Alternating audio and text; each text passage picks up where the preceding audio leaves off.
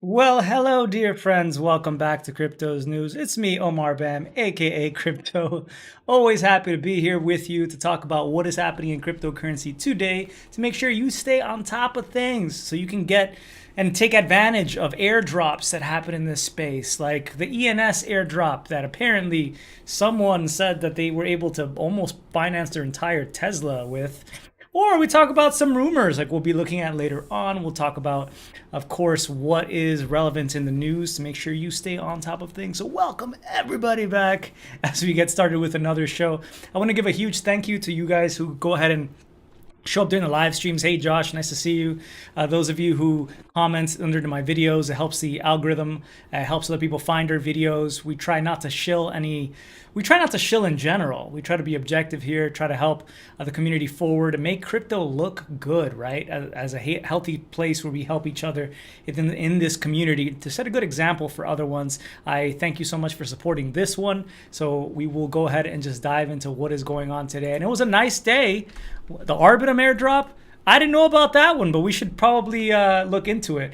I suppose if you've been using Arbitrum, and that's the big thing, Justin C is basically talking about how these layer 2 networks could be giving out airdrops soon. So we've seen time and time again that it pays to at least tinker with some of these different protocols, mess around with them, even if it's just like one use of it with an address that you use with your MetaMask or your hardware wallet. It might entitle you to some sort of airdrop. We saw that with Uniswap. We've seen that so many times. So Arbitrum might be giving one out as well. Who knows? I don't know some sort of timeline for that one, but yeah, I'll keep you updated if I hear about anything like that. Thank you for joining me here, Justin. Let's go ahead and look at the prices. Right? There we are. We have had a nice jump today. Bitcoin back over 21,000 at $21,308, up 10.6% today relative to Ethereum's 5.4%. It's only at $1,719.08. It got a nice jump today, but Bitcoin came back even harder. The ETH Bitcoin ratio has been skewed quite a bit more towards the Ethereum side. and that seems to have corrected somewhat today. I don't see any major reason why Bitcoin would jump higher than Ethereum. Some are saying, oh, it makes complete sense because Bitcoin got bad news yesterday, so now it jumps up, right? And it wasn't really bad news. It was just that research paper we looked at whereby there is the possibility that the White House would have to look at whether proof of work is in line with the climate goals that the US has, and that could lead to Bitcoin banning, a ban on Bitcoin mining or proof of work mining. Although nothing like that is set in stone, I do wish to reiterate, it's just conjecture. It's just a research report, and it would be really far ways off, I would imagine, before something like that gets approved. But regardless, we had Bitcoin really just following a move that we saw in the stock market. It broke a 3-day losing streak for the Dow Jones, and it was up almost 400 points today. And so that's really what I imagine is driving this rally for the most part. Despite you see some continued hawkishness from the Federal Reserve here in the United States yesterday at the Cato Institute, or even from the European Central Bank, biggest interest rate hike that I've heard of in recent history, 75 basis points, and promises to hike even more. So I don't know what's going on here, but it's nice to see. Maybe it's just the Ethereum Merge trade, but I actually couldn't even point at that today because, again, Ethereum is up less than Bitcoin. But it just goes to show the strength here of Bitcoin, where it doesn't seem to want to really leave this range that it's been at. Although it has dropped into the $18,000 territory, we will see. It doesn't seem to want to dip much lower than that, and it's showing really some strength here. And if you head over to TradingView, it's actually dipped over with their technical indicators here over into buy territory. It was recently in sell territory and jumped straight past neutral. So I'm hearing right now we're actually touching the 50-day moving average. I don't have it up here, but the 50-day moving average is actually up around $51,850. So we're not exactly there just yet right now. But if we do break that, some are saying that we could, some of the TA experts, we could break north of $25,000 in short order. And if we drop below like 18,200, that could be quite nasty and head us even lower into Goblin Town. So that's some of the ranges you should maybe keep a lookout for. But we're just trading this no man's land range for now. And it's hard for anyone to really predict what's going to be happening.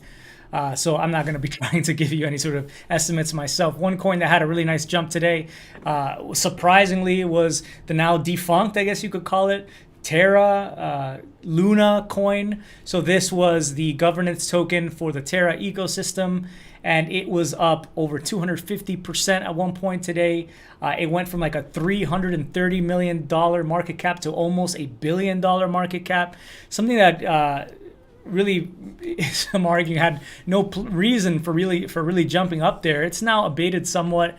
It's now down to around $5.07, only up 162.7% on the day. And just trying to figure out why this is. Speculations around that are just continued. I would say what seems likely is that there's going to be some airdrop, what's called the Phoenix airdrop, for people who were due some of these tokens when it launched on Genesis, and there were indexing problems and other technical issues which led to folks who might have been due these tokens not getting them. So maybe it's some sort of like final exit pump, but from what I can see, that airdrop is not happening until October. So I don't know why it would happen this early. So I'm going to go ahead and say that's probably not the case at this time. But it is nice to see that, I guess, if you're still holding on to this thing, which just kind of was tied into the whole collapse, really. When it lost its peg, it led to Three Arrows Capital, one of the biggest funds, really becoming insolvent and taking down a bunch of other funds that were tied to them.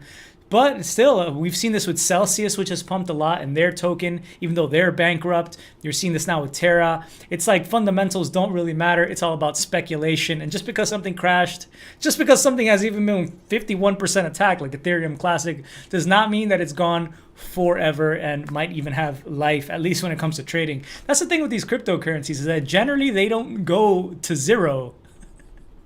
I still think about that Pomp token that apparently BitBoy had been talking about, and how it only went up, but yet it went to zero. And I was just watching a video of another YouTuber talking about the whole debacle, and I thought it was just so funny that you had that Pomp token go to zero when like nothing goes to zero in the space, as long as it's still listed on some sort of exchange. I would say that's the big one. But when you've had a team just completely rug pull and disappear, I guess there wouldn't be a real reason for it to be on exchange. You just get stuck holding bags, and that's what leads to coins leading to zero. But still, I mean, with the I can't talk. For the ubiquity now of different platforms like automated market makers like Uniswap, where you can trade from within smart contracts on different layers outside of just exchanges. You can trade within DeFi. It means that tokens may really be anti-fragile in the sense that even if they're delisted off of a centralized exchange, they could be available for trading into perpetuity, into forever, as long as the eye can see. So yeah, interesting pump on that one. Greetings from an OG lunatic in Berlin. What's up, Gortrabot? Always nice to see you, man. What's going on? What's up, D-Tang? Nice to see you. And Kevin, of course. So MicroStrategy, this is just a rumor, one of those rumors we talk about here. But this is being circulated, like you can see here, by Kevin Rook on Twitter. MicroStrategy is raising up to $500 million to buy more Bitcoin, probably nothing. So the rumor isn't that they're raising up to $500 million by selling up to $500 million of their Class A common stock or shares in the company at about 0.001 per share. No, that's not the rumor. That's actually been filed with the SEC, and they have submitted those forms. You can find that on Seeking Alpha. The rumor is that they're going to be using that money to buy Bitcoin, where I actually looked through this form and I only see Bitcoin mentioned once and nowhere in relation to them using that money in order to acquire more Bitcoin. So if you're seeing this out there, I'm still looking for proof that they're going to be using that money to buy Bitcoin. Maybe they're leaking this on the side prior to doing so to look good for some reason. But it would be interesting if they are continuing to buy Bitcoin, even though you've had Michael Saylor step down and no longer be the CEO of the company. It would be a doubling down of MicroStrategy and their investment thesis on Bitcoin and holding it beyond just Michael Saylor convincing everybody else as the biggest Bitcoin bull that his company has to hold Bitcoin. This would mean that perhaps Bitcoin would continue to have a bid by MicroStrategy if it is the case. Although, again, I'm not seeing proof that they're actually using that money to buy Bitcoin. So maybe you found something else. Just wanted to dispel some of the rumors that are going around right now. Quentin Tarantino, we were talking about Quentin Tarantino and his lawsuit with Miramax, the film company. You might know them from having made a lot of Kevin Smith's films. I believe they did like Clerks, Mallrats, big old school time. But they were not happy with Quentin Tarantino, and this is because he was taking some assets from Pulp Fiction, a movie that he had created, and he had decided to mint them into NFTs using the secret network, which apparently allows you only to view your NFTs if you have the keys to that NFTs. It's a secret, only you can see them, and so nobody else can really see them. But anyway, he had published these NFTs without really consulting Miramax, the film company who had the rights supposedly to Pulp Fiction, even though Quentin Tarantino was the director, he was the creator really of it. He really didn't own the rights to be able to produce some NFT, was what Miramax was saying. They filed a lawsuit, but this has been dropped right now, this long-standing lawsuit, as it says here, according to a Friday court filing. This is on Coindesk.com. Both parties apparently agreed to dismiss the lawsuit, although we have not seen any sort of terms of the deal that were disclosed, even though the first NFT from Tarantino's collection sold for over $1 million at auction. So this is interesting. What is interesting about this is that the parties have agreed to put this matter behind them and look forward to collaborating with each other on future projects, including possible NFTs. So Miramax is basically saying, you know what? Maybe you learned a lot out of all this and you can help us. Maybe Quentin Tarantino did some sort of backdoor deal in this sort of way and talk about his own expertise. But he seems to have struck a very interesting deal that, as far as we know, has no monetary compensation here. Again, that might have been in secret, but it looks like at least Miramax did not want to burn the bridge with Quentin Tarantino. So it puts the end to this saga right now with him. Just wanted to, I guess, put the bullet point on that one, or put a period really at the end of that bit of news, since we've been covering that throughout time. What's up, Zachary Dash? Hey, nice to see you, Zachary. I haven't seen your name in a while, but nice to see you, man. Peace. So this is really interesting. So as we know, Ethereum is going to be hard forking into a proof of stake consensus mechanism for validating transactions. That's what's called the merge, and that's going to be coming up very soon. I believe that's only 5 days away, about. Pretty crazy. And when this happens, there is the possibility that there is another version of the Ethereum blockchain that continues to work under proof of work and allow for mining of through GPUs, ASICs, or like that, or the like, and not just staking Ethereum tokens in order to validate and get a chance to validate transactions, so on, whatever. The point being, you're going to have 2 different versions of Ethereum, potentially, and this could result in you having ETH proof of work token and you having Ethereum token or Ethereum 2.0 token or whatever helps you in your head figure this out, or ETH proof of stake token, but really it's just the Ethereum token, since that's really it's really the only token that any serious node or any serious exchange, community member, decentralized finance application is getting behind. They're not really standing behind, as we're seeing more and more of them, the ETH proof of work token. They're saying our product, our stablecoin is only really going to be backed by our team, our infrastructure, or our reserve assets on the ETH proof of stake token. So really you're going to have like, I'm thinking of Pulse chains. You had Richard Hart. I know a lot of people who watch the show like to talk about Richard Hart and his still upcoming Pulse chain. And from my understanding, what he was going to do with Pulse, and maybe it's changed right now, is that he was going to basically clone the Ethereum network, and then everyone was going to have double their money at the end of the day. So you're going to have 2 times everything you have. You're going to have the Pulse version of Ethereum, Pulse version of Omisa Go, whatever that would be worth, Pulse version of DAI. But realistically, all the Pulse versions would have no sort of value because you have no real reserve assets behind them. And it would be a very similar situation here with ETH proof of work token. But still, there has been apparently a push to develop something to make sure that this fork happens and that there is support for ETH proof of work for miners to be able to mine this token. And the main issue with this is that we still have a situation where on the GitHub, if you go to github.com/EthereumPOW, it looks like one of the only serious attempts I see of Ethereum proof of work existing has not changed the chain ID, what is really an identifier for to differentiate between the Ethereum proof of work chain and Ethereum proof of stake chain for nodes. If the chain ID is the same, it could cause issues with what are called replay attack protections. I briefly mentioned those yesterday, which could result in people trying to move ETH proof of work token to sell. Maybe you want to sell that token for the real ETH, and you end up having your transaction cloned on the official chain, and even without your consent, it just gets replayed by some sort of nefarious party and you lose your funds. So anyway, if the chain ID is different between these 2 different forks, then that could ameliorate these issues. So Coinbase has gone on to the Ethereum proof of work GitHub and filed their own pull request here in order to try to get this chain ID issue resolved. You can see here Robert Bayardo submitting as a pull request, since this repo has its issue tracker disabled. On behalf of Coinbase and others preparing for the Ethereum merge, we request the team behind Ethereum proof of work clarify important but currently underspecified aspects of their fork chain and its activation. At the time of this writing, this Ethereum proof of work GitHub repo leaves chain ID unchanged.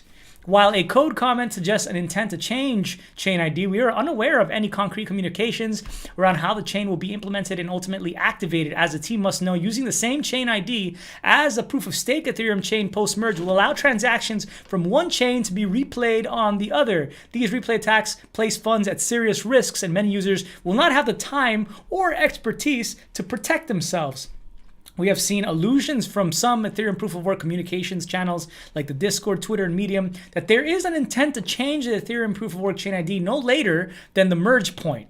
We strongly support this approach, as it would prohibit any possibility of transaction replaying, but these same communication channels and the code in this repo indicate that no such fork implementation would be available, let alone activate prior to it. This has not actually been published to allow for that. Unless the intent is an effective Ethereum proof of work chain halt until the fork implementation is formally released, these statements appear contradictory. If you have the code, why not just put it up now rather than wait till the merge point to put it up? It doesn't really make that much sense. Let people be prepared, to let people take a look at it and make sure sure everything's all right. In order to clear up this uncertainty and allow us to take appropriate action to protect user funds, we request that the Ethereum Proof of Work team promptly and authoritatively communicate if and when an Ethereum Proof of Work chain ID change is to take place and how the change will be deployed and activated. So apparently there had not been any commits in the last 14 days as Palandia94 had noticed 23 hours ago that the Ethereum Proof of Work core team lost access, it seems, maybe to this repo because they hadn't really done anything in the last 14 days. But then Ethereum Proof of Work, or that official account, the core account, whatever you want to call them, did come out and give us information. They said, thanks for your request, Coinbase. The chain ID for ETHw is 10,001, which we will publish in our Twitter account. The code you mentioned in the above comments has to keep because chain ID 1 is needed to validate chain data for blocks before the merge, and all chain data at the merge will be chain ID 10,001. 2, block any replay attacks after the merge happening. We have done the following work. Change chain ID to 10,001. On core EIP 155, which means all transactions after the merge have to include the new chain ID 10,001. The above two steps make ETHw the most safest chain, which means ETH POS will not replay to or from ETHw. All other forked chains cannot replay to from ETHw or ETH Proof of Work. The final code will be released on the merge day with the fork height. So this is what the community is just laughing at and is seeing as so ridiculous and maybe even dangerous right now. So releasing the code, says Mr. Testyboy781, releasing the code the day of the merge does not give integrators much time to test the client. Any serious organization will need to regression test a lot before releasing to a production environment. Is there any reason you can't just simply add a function to switch chain ID once this terminal total difficulty is hit, which we know, which is basically what's gonna make the old chain unmineable for GPUs, where the difficulty just climbs to a terminal amount where it basically freezes. So once we start getting to that, why not just publish then so that you can actually release a client that functions through the merge and can be released earlier? And then we have Lefteris, a longtime Ethereum developer, someone who has a lot of clout, I guess you could say, in the development space. And Lefteris had this to say. This would require a developer intern with a high school understanding of if conditionals. You know, if we hit the terminal total difficulty, then publish this. Probably can't find a developer intern like this. So this is the kind of funny thing. Again, we have not seen any sort of publishing change here officially. Just it looks like plans to do this, but nothing official, nothing that can be tested. So far looking like a dangerous situation, and no update as far as I can tell here from Ethereum POW on GitHub. What's up, Paul? Nice to see you. I hope it follows the path of the Bitcoin Cash fork, and then I'll dump the crap out of it, says Justin C. I don't know. I feel like Bitcoin Cash had a way bigger community behind it when it launched. There were legitimately folks that felt like Bitcoin should have bigger block sizes at the time, and that Bitcoin Cash was the biggest community which was pushing for something like that, and that Bitcoin should be open to bigger blocks. This was a huge debate, a multi-year debate that led to that. I think the only debate is as to whether something like this should exist so that people can make money off of it, which it's just kind of different and doesn't mean that there's, in my opinion, going to be much bidding support for it. It just seems quite risky. But in the event that it does have some value, you would want to be careful, right? I mean, first of all, you would have to, what are you going to trade it for? Where are you going to trade this Ethereum Proof of Work token unless it's on a major exchange, right? You can't do it on Uniswap because it's living on a different blockchain, kind of. And whatever version of Uniswap might exist there on ETH Proof of Work chain wouldn't have, again, stable coins with any value behind them. So it all around just looks like a situation where there's not much to be made.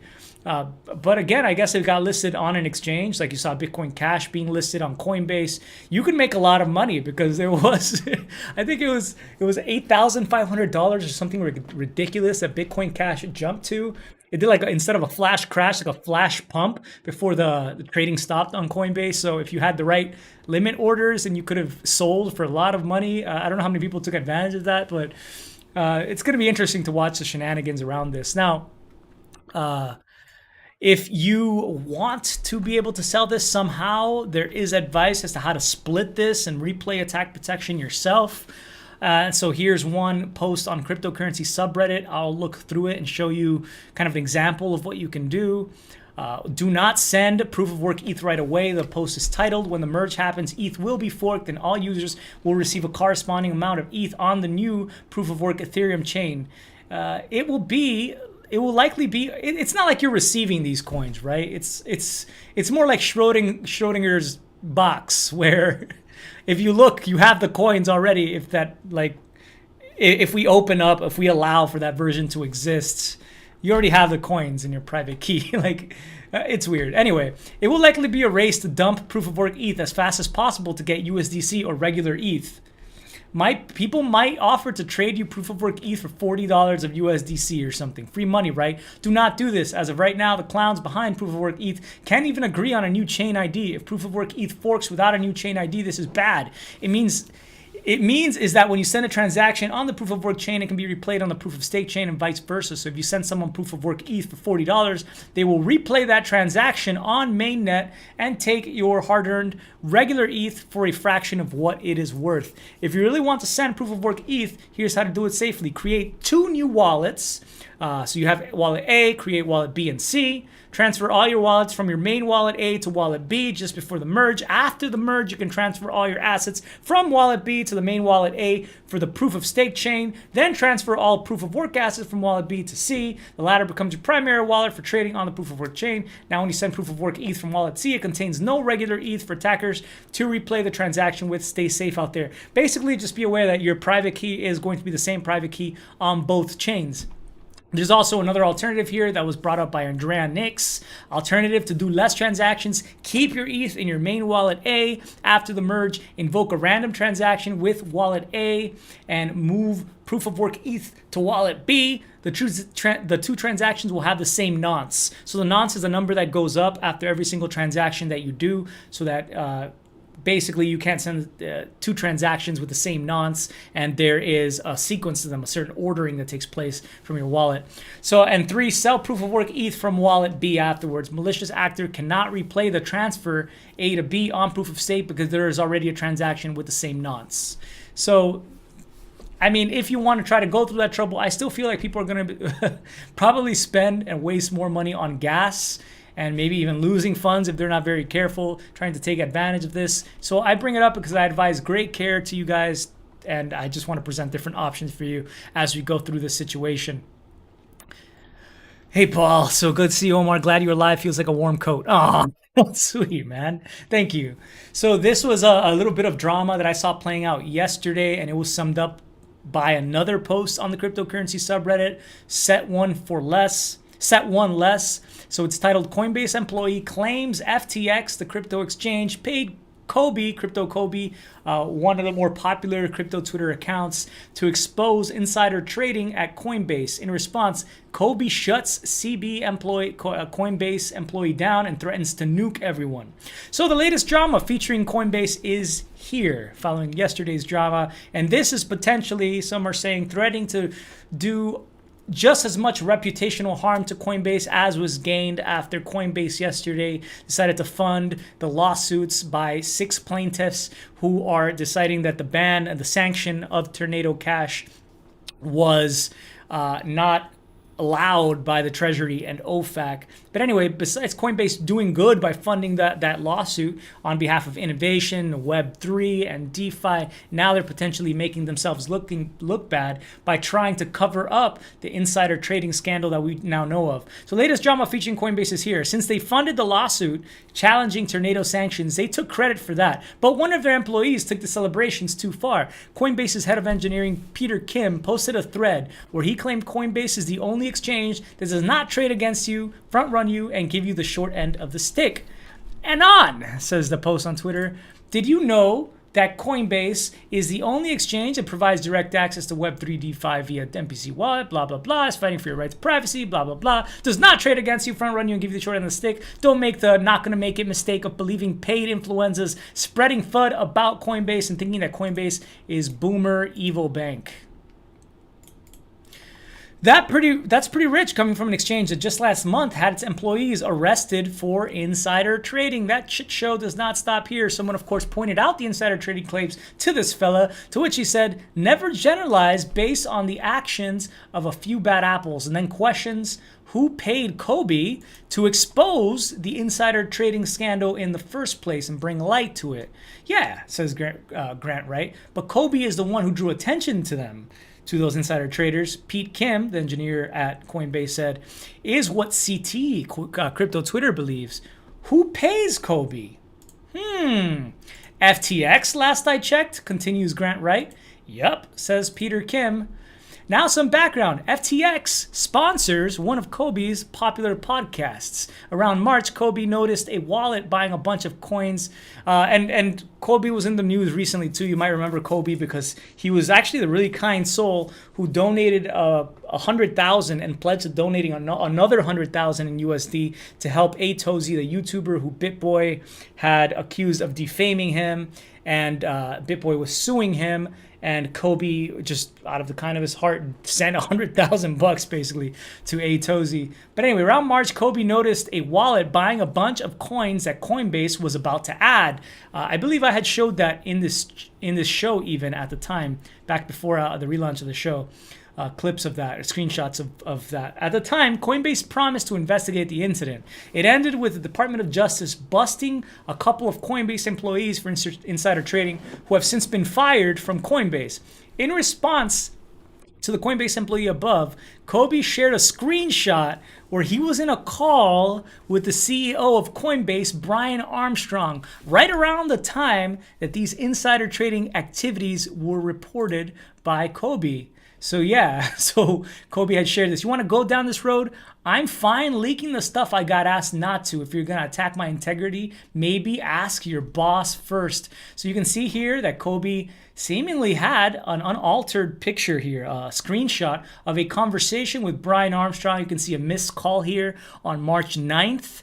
And you can see that Brian called about a month later on the 14th of April back Kobe. So there was communication and proof of that communication that Kobe did, in fact, talk to Brian Armstrong. So what could have gone down here? Likely, evidently, Coinbase CEO Brian Armstrong spoke with Kobe to discuss the serious insider trading charges. Maybe Brian Armstrong was trying to keep this quiet, perhaps, and not have Kobe make too much of a stink about this before Coinbase was allowed to do some management, collateral damage management, some PR management around this situation.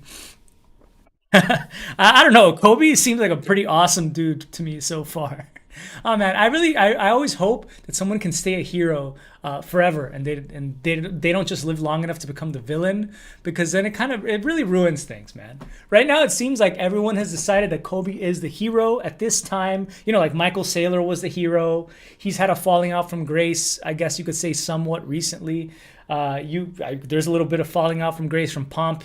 Anthony Pompliano, which we'll look at today, although I don't think that's really, I think that's a big nothing burger, that one specifically, as we'll look at. But yeah, it would be nice to see Kobe just end up being the really good guy that the crypto space needs. I mean, like, whatever. Yeah, he's getting paid by FTX, and people are saying, well, FTX is kind of an evil company because they're headed up by the Sam Bankman-Fried. I mean, his name is Bankman. How are you going to have a guy with the name Bankman being the face of cryptocurrency when we're trying to move away from banks? He doesn't support DeFi. He supports making himself richer, and he's a Wall Street dude. And they're the ones funding Kobe. But still, Kobe, I mean, that's just a sponsor. It doesn't necessarily have to change. I don't know, it's materially making him an evil guy just by getting paid by them. But anyway, Kobe seems to have gotten upset at this whole situation and how it was being, I guess, talked about. And so he had shared this screenshot with Brian Armstrong. And it's funny that it didn't come up to right now. And then Kobe said, would be kind of fun to nuke everyone. Happy to be given a reason. Maybe there's a lot more, in fact, that Kobe has kept on reserve here in regards to insider stuff in crypto that we have not heard about yet. But it does seem to be the case, and he hasn't really shown himself to be a liar. So it would be interesting to see what he has. This Coinbase employee's behavior has drawn stern rebuttals, including from Ari Paul. Kobe later said Coinbase even offered Kobe a job to expose insider trading and other such issues, to which Kobe said he would report them for free. in line with his good guy ethos, I guess you could say. So, moving on. Pomp. So you're going to see tweets like this if you head over to Twitter today. Anthony Pompliano. You might remember him from the Block One crypto miner that was unprofitable. You might remember him from his podcast that grew in popularity. You might remember him from the pizza chain that he started. I mean, he's had a lot in. He's had a lot of friends, I guess, who have pumped a lot of his stuff and his news out there. But right now, he's getting kind of some negative press because apparently he removed his laser eyes. You know, the laser eyes, laser focused on Bitcoin till $100,000, and removed Bitcoin from his bio, as Trading Lord here says a little bit more rudely, at the fucking bottom. Okay, if we don't even know if we're at the bottom. First of all, okay, a little bit aggressive, but it is the case that Pomp did change his bio and remove that. Now it just says like investor, trader, whatever. And you had some other nastier tweets. And this one in particular, which Pomp did respond to with a segment from his newsletter. So Crypto Cloaks wrote, LMFAO, Pompliano sucked in all the simps by pretending he cares about Bitcoin and now has scrubbed it from his profile. Classic. So I'll just let you hear from his own words what Pomp has to say here. Good morning, everyone. Bang, bang. There seems to be a lot of conversation around my Twitter profile over the last day or two. It started with a viral tweet where somebody tweeted and said, laser eyes gone, Bitcoin in bio gone. Pretty soon, they'll be tweeting about dividend stocks. And they included a link and a photo to my Twitter account. And there are more tweets from other individuals in the crypto community. I even got phone calls and text messages from people I have great respect for. They wanted to know, did I change my mind on Bitcoin? Did I sell my Bitcoin? What was going on? The truth is that I haven't changed my mind. Not only do I still have deep conviction in Bitcoin and its future potential, but I've been buying more Bitcoin, both personally and professionally, over the last few months. While my conviction in Bitcoin is deeper than ever, there are a number of things that have changed though. The first is that Bitcoin will humble anyone. I have been one of the loudest and most public proponents of the digital currency for half a decade. It allowed me to amass a large online audience. It gave me the opportunity to travel the world, and it opened up opportunities that I could have never dreamed of. It has been amazing, and I am incredibly thankful. But there are two essential rules of the internet. Never believe your own bullshit, and never become the main character. In 2019 of June, with Bitcoin sitting around $12,000, I predicted that the asset would rise to $100,000 within 2.5 years. Rather than the 8x or so increase, Bitcoin only went up 6x approximately in that. It only went up 6x and I promised 8x. Sorry. Some people would argue that the difference doesn't matter. But at the end of the day, I was wrong. It was a great reminder that humans can't predict the future and price predictions are a fool's game. Bitcoin helped to humble me. As for the main character, this is a lesson that I have learned more recently. The internet is a weird, wild place. You can be a nobody and quickly become a somebody. But as with everything in life, too much of a good thing can ruin it. When you start to become the main character, you can fool yourself into believing that you know more than you do. People start to see you as the teacher. But that is not who I am. I've always relished the student role. I know nothing and am hungry to learn. It is really hard to ask dumb questions and learn when people expect you to have the answers. Hey, but you're on television. You're speaking at conferences. You must have all the answers. Well, I don't. I want to learn. This is a journey that never ends. The second point of conversation is around identity. I've always preached that you should avoid tying your identity to any company or organization, but rather the most powerful thing is to tie your identity to your own name. Be self-sovereign. But I've violated my own advice over the last 2 years. Laser eyes, hashtag Bitcoin in my Twitter bio, it is all noise. The truth is that it is really hard to be an independent person who thinks critically if your identity is tied to a financial asset. How can you seriously evaluate an asset if you have it in your bio? Are you really willing to change your mind if you... Dude, it sounds like he's rage quitting the Bitcoin Maxi community. Because listen, if you don't continue to eat steak and have the laser eyes, how could you call yourself a real Bitcoiner? Oh man, them's fighting words, Pomp. Receive new information if your identity is tied to something? Maybe, but it definitely makes it harder. And as I told a friend months ago, It is hard to see with laser eyes on. The third point is around building. Anyone who has been around the Bitcoin ecosystem for a few years knows that bear markets are the time for building. This is when the real work gets done. And that is exactly what I've been trying to do. My team and I have been building products and services across the various companies that I own and operate. The most public one is Inflection Points Inc. We have built the largest employment business in crypto over the last 18 months, where we have helped more than 1,000 people get a new job. And we are now scaling a corporate training program that will likely bring Bitcoin to hundreds of thousands of people within the next 12 months. Twitter is not real life. There is an inverse correlation between the amount of time someone spends on that website and actually getting shit done. I love LARPing and doom scrolling as much as anyone, but bear markets aren't the time for that. It is time to build. Tweeting isn't conviction, building is. And to make sure that I am abundantly clear, my views on Bitcoin haven't changed. I have deeper conviction than ever that a finite asset with a programmatic monetary policy will serve as the single best store of value in a world full of undisciplined monetary and fiscal policy. I don't need laser eyes or hashtags in my Twitter bio to hold those views. I express them by purchasing more Bitcoin. I'm an independent person who tries to think critically. I'm willing to change my mind if I receive new information. But my conclusion is that Bitcoin will continue to gain global adoption and will be much more valuable in the future.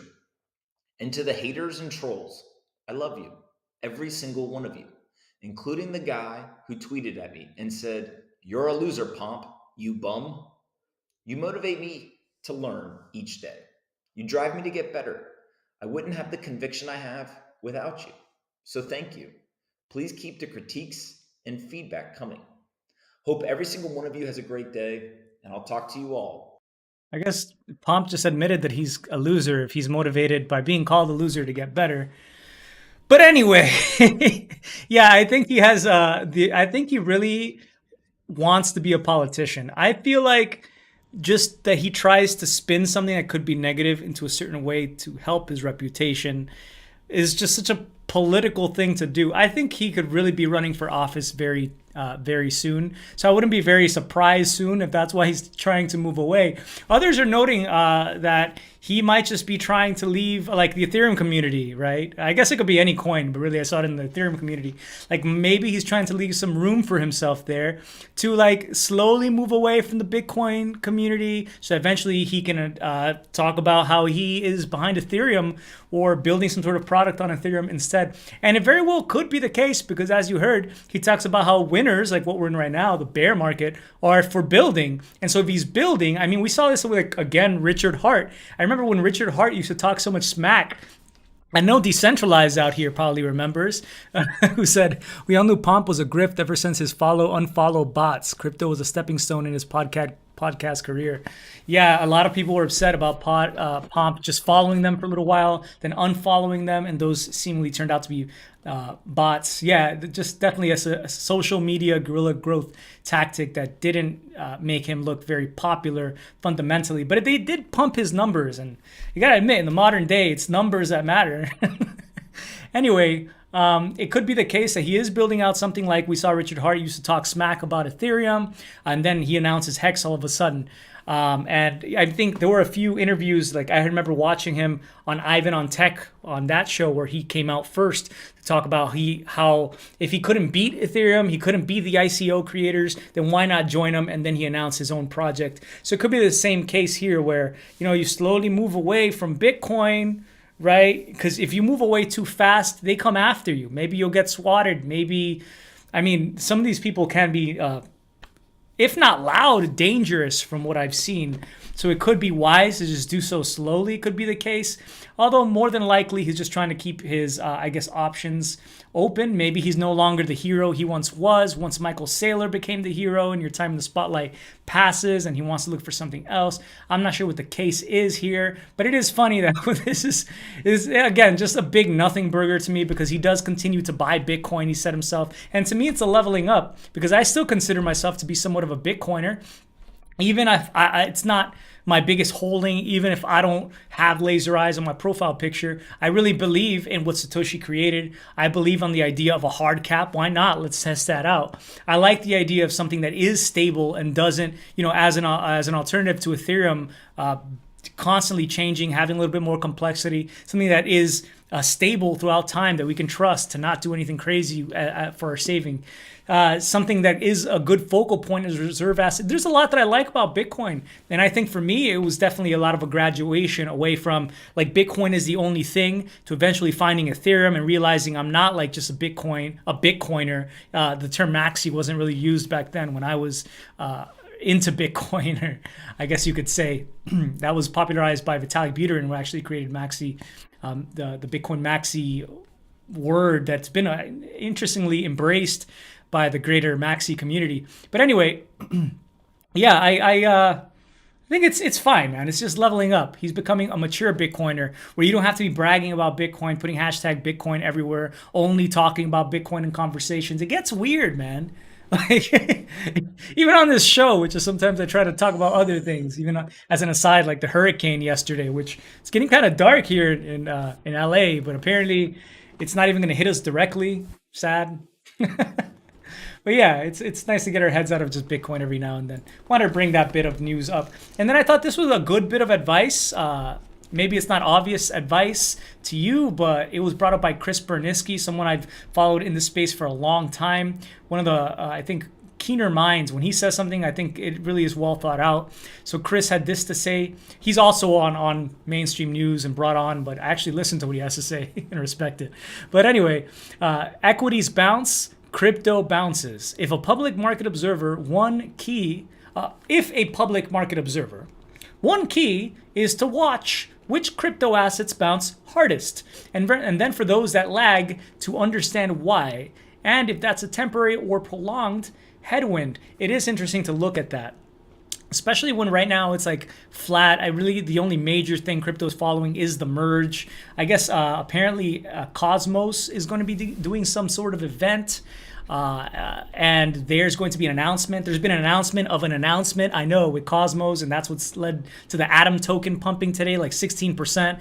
And maybe that's why Luna pumped after all, which I was talking about earlier, is because Luna is on the Tendermint Cosmos blockchain of blockchains protocol. And so since you had Cosmos pump, that's why Luna pumped. I'm hearing that one. Forgot to mention that. But anyway, you watch when these things bump, and since we're pretty much flat for the most part for crypto, you see what is bouncing the hardest. That is going to show where maybe people are more interested to put in a bigger amount of capital if we were to actually bottom and move up. And same to the reverse, maybe the things that people are more risk averse toward and want to dump the quickest. And just consider that when managing your own portfolio. I think that's some wise things that you can gauge from what Chris Bernisky had to say here on Twitter today. So anyway, I will leave today with a quote of the day, and I thank you all for joining me. When and why did I get into BTC? Paul, I got into BTC because I was buying nootropics back like in 2013, something like that, and 2013, 2014, I don't remember the exact timeline, but I was only buying enough Bitcoin to buy those nootropics for a discount. They would give you like a 10% discount. And so I didn't really hold Bitcoin. I just used it. I thought it was terrible. I thought it was slow. I didn't really understand it. And then when I started investing, I was working and saving money. I had a 401k, and I was thinking about how to grow that so I could pursue my own dreams to eventually come to LA. Somehow it's like crypto just really started to shine for me. I found out that Bitcoin might be the new gold, and it was only like $250 at the time. Mike Hearn had just left. Bitcoin had just rage quit Bitcoin. It was news that day. There was a big drop, and I was in that like stock mentality back then where fundamentals mattered more. But anyway, you thought if something dropped a lot, this is an opportune time to buy the blood and to start looking into it. And so I just went down the Bitcoin rabbit hole back then. And that was really the beginning for me. And it took some time maybe a year before I found Ethereum, and then went hardcore into that, and we'll see what comes next. But that's been it for now, and I still think that Ethereum is just such a huge play. I'm so excited about the merge. I continue to say, like 5 days away. The supply crunch is gonna come in hot. I I think we're going to have much higher ETH prices personally, and I would be loath to sell too much of a position or try to tame trade around any of these sorts of events, just because again of this triple halvening kind of thing. You have fees being burnt. You have Ethereum that cannot be sold. It's going to be locked away for months. You're going to have issuance to miners going away, and they have to sell to pay for electricity. Instead, you're going to issue that, and 10% of what you were issuing to those proof of work miners, to the stakers instead, who it's generally easier to stake. There's so many different options to stake right now. Less of a reason to have to sell it for electricity because it's like 99.997% more energy efficient to proof of stake mine. And if you're not that great technically, again, options like with an exchange to stake for you, although generally it doesn't decentralize things. I'm talking about solely the price and this type of triple halvening event that could be coming up. And all this stuff just leads to a situation where you have had Ethereum being designed to just like number go up as well, which is interesting to see from some of the greatest economic and philosophical crypto thinkers, the Ethereum developers that I have seen in all my time here. So I think some huge things are going to be coming up, and we all have a front row seat to watch. I know I do here on the show, and I thank you for being on the roller coaster with me. I'll finish up with a quote of the day. It's just a funny one, again, to mix things up. I don't mean to brag, but I put together a puzzle in one day. And the box said 2 to 4 years. Get on my level, son.